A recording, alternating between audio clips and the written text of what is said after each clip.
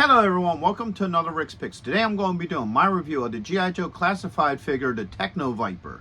So what I'm going to do is I'm going to take a look at him in packaging, and I'm going to take a look at the figure and its accessories, and then I'm going to give you my thoughts on him. Just remember, if you do like this video, go ahead and check out my G.I. Joe classified playlist and hit that like, share, and subscribe. They're all small clicks for you, but it really helps this channel grow. So without any further ado, let's get to the review.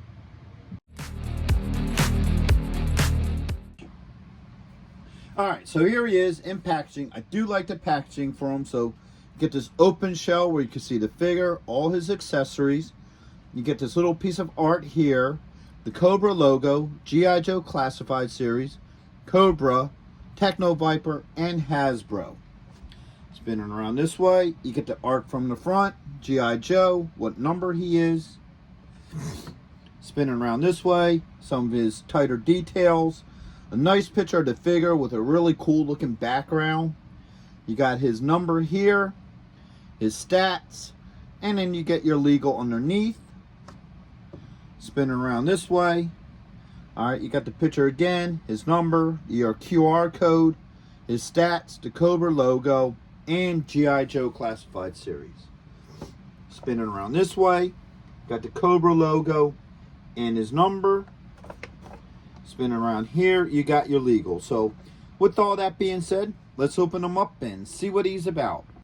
If you're going to be in the Philadelphia area from September 7th and 8th, then you got to check out RetroCon 2024 at the Philadelphia Expo Center. They have lots of great tables and vendors selling all sorts of retro action figures and collectibles. Plus, they have guests, arcade games, contests, panels, and much, much more. In honor of 40 years of Transformers, they will have a 40-year anniversary display stand that you could take pictures with. Special guests will be including Anson Williams, who played Potsy in Happy Days, Don Moss, who played Ralph from Happy Days and also played Eric from Dungeons & Dragons, the cartoon. Actor Lee Majors will also be there, best known for playing the $6 Million Man and the Fall Guy. He was also in Ash vs. the Evil Dead and The Night the Reindeer Died. So not only do they have the $6 Million Man, but they also have Lindsay Wagner, the Bionic Woman. Greetings, Starfighter. Lance Guest will also be appearing, best known as starring in the movie The Last Starfighter, and also appearing in both Halloween 2 and Jaws the Revenge. And right next to him will also be Catherine Mary Stewart, best known for The Last Starfighter and also known for Night of the Comet and Weekend at Bernie's.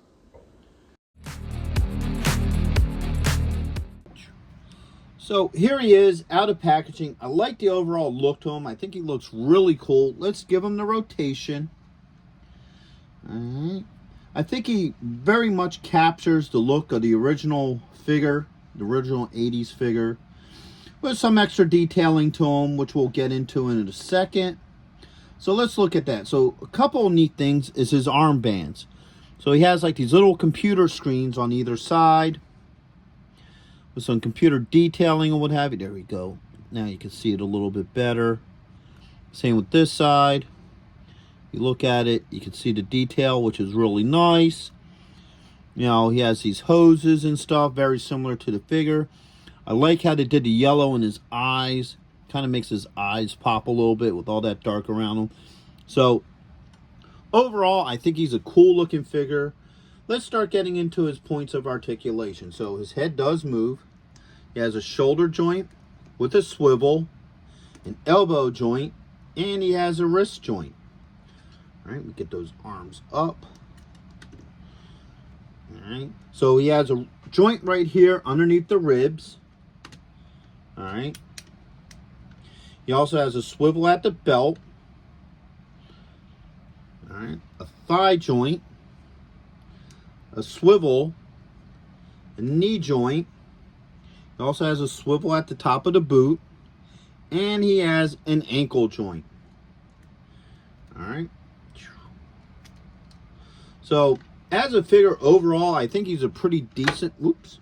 If he stands. I think he's a pretty decent looking figure. I like his overall look.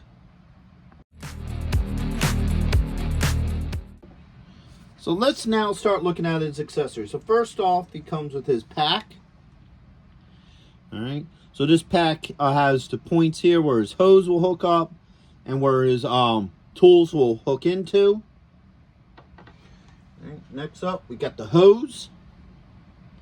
Now, if I remember right, the original figure came with 2 hoses. I'm not 100% sure about that, but I think he came with 2 hoses, and that actually makes a lot more sense than just one, because he has 2 ports back here, so you would think that he would come with 2 hoses, but oh well. Next up, he comes with this, oops, computer screen here. This hooks onto his wrist. It's like a 3D imaging, which we'll take a look at that in a minute. All right. He has a pistol. All right. Now, I saved this other stuff for last because my one issue with it is the same with all of them. Start off with the gun. Now, the original figure, these were silver. Like the gun and all his tools are silver. I kind of like that better. I think that gives it more of a pop opposed to just black on black. But, you know, they're not bad looking weapons. I just would have liked for them to have kept them in that original coloring. So you have the power hammer here. 2 different types of claws. So you have this one here. It almost resembles, I guess, like a pipe wrench. And then you got this one here. All right. So now let's start seeing how all this works with him. So let's put the pack on first. All right. So that's a little tight, but it does work. All right. So there's the pack. All right. See how well these tools work in his hands. Let's bend this wrist. It's a little bit tight. There it goes. All right. So let's start with the claws first.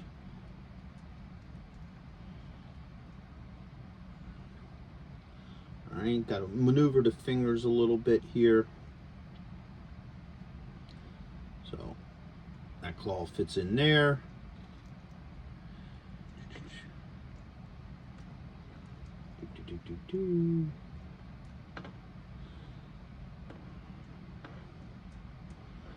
Alright, so as you can see, both claws fit very well in his hands.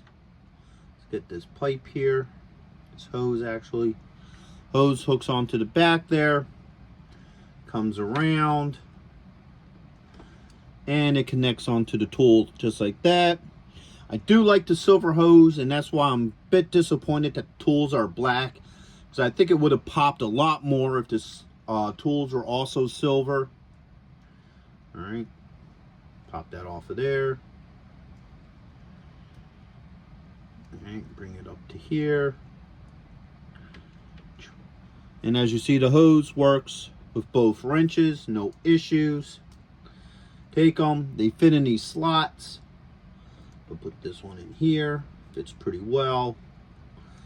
Take the hose off of there. Get this hand off of here, there it goes. And then put the other one this way. All right, so both claws fit very nicely in there, no issues. All right. Next will be the axe, or actually it's a hammer. All right, that fits nicely in there, no issues with that. Bring the hose around. All right, so the hose fits in with the axe. Hammer. I'm sorry, I keep on calling it an axe. It's actually a hammer. No issues with that as well.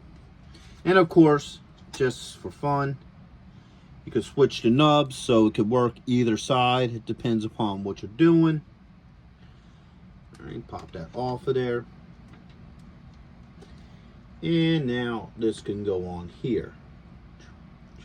So as you can see, all 3 tools fit really well On the back here, I don't have any issues with that. Now, if this has the same issue as I think it does, the other one, let's put this on here. Alright.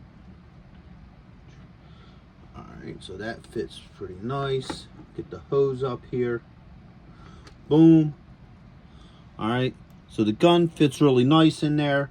Now, the problem is that this hose is a little short.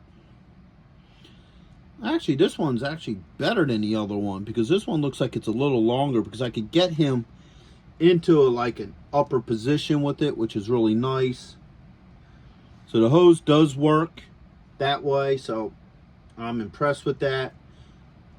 And then we also have the pistol. Get that in his hand, just like that. Pistol works fine. Don't have any issues with the pistol. And you got this little holster here for it. So take that like that.